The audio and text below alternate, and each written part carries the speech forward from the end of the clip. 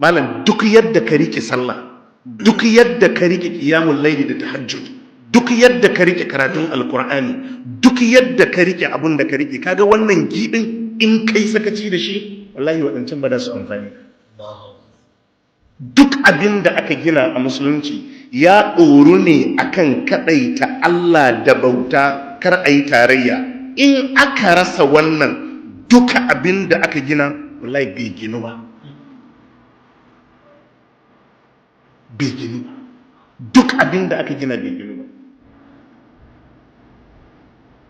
Allah a cikin alkur'ani ya ce walaqad ba'athna fi kulli ummatin rasulan رسولا أن اعبدوا الله واجتنبوا الطاغوت فمنهم من هدى الله ومنهم من حقت عليه الضلالة فسيروا في الأرض فانظروا كيف كان عاقبة المكذبين. الله ذكر سيتي ولقد بعثنا في كل أمة رسولا.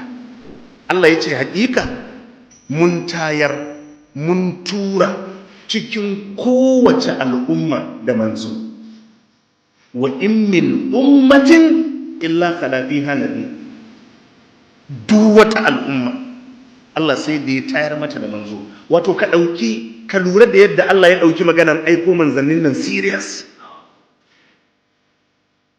Ba wata al'umma da za ta zo ko da wasa ta shuɗe wai ba a turo mata da manzo ba yaki.